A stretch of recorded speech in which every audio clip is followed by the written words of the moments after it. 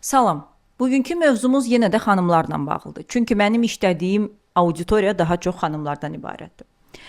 Mənim müşahidəmə görə xanımlar indi iki tipdirlər. Birinci tip həyatında nəyisə dəyişmək istəyən, amma dəyişə bilməyən, özünü günahkar hesab eləyən, bəzən şikayət eləyən, bəzən özünü narahat hiss eləyən, çox zaman isə özünü günahlandıran xanımlar tipidir.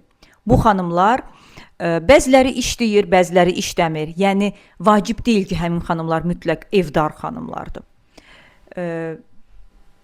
Ailələrində yetərsizlik hissləri yaşayırlar. İçlərində mən yetərsiz gəlinəm, yetərsiz həyat yoldaşıyam, yetərsiz anayam. Yəni hamıya yetərsiz sözünü açmaq istəyirəm ki, hər kəsə yetə bilmirəm. Qarşımdakı insanlar mənimlə xoşbəxt olmurlar. Bu fikirdə olan xanımlardır. Və ikinci kateqoriya xanımlar, kimlər ki artıq həyatlarında bir çox şey anlayıblar. Onlar başa düşürlər ki, inkişaf necə olmalıdır, özünü inkişaf, şəxsi inkişaf, bir çox klublara qoşulublar, networking, yəni şəbəkələşmə görüşlərinə gedirlər, yeni tanışlıqları var. Amma burada da bir xırda məqam var. İnsan inkişaf eləmək istəyəndə hər tərəfli inkişaf etmək istəyir deyə, həm idmana gedir, çünki fit bədən olmalıyam, insanların içinə çıxıram.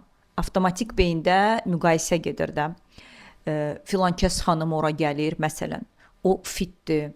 Filan kəs orada olur, məsələn də, onun hansısa danışıq tərzi var, mən danışığım üzərində işləyim. Onu eləyim, bunu eləyim. Bütün nə növ dərnəklər varsa, təlimlər varsa, kurslar varsa, hər yerə gedim, çünki özümü inkişaf elətdirirəm. Axı əlavə də olaraq nə var? Ailə var, övlad var, həyat yoldaşı var, ana var, ata var. Fərqi yoxdur, bəlkə də subaydır, yenə də bizim evdə olan məsuliyyətlərimiz var. Və əgər biz hər bir yerə getmək istəyiriksə, hər bir yerdə məhsuldar olmaq, produktiv olmaq istəyiriksə, bu mümkün olmayacaq xanımlar. Ona görə də işi etapla, hissə-hissə görəndə biz produktiv olacağıq. Ya sıfır, ya heç nə, ya da hər şey. Bu prinsiplə önə gedə bilmirik biz. Çünki biz balansda güclüyük. Çünki biz sevgidə güclüyük. Çünki biz paylaşdıqca yaxşı oluruq.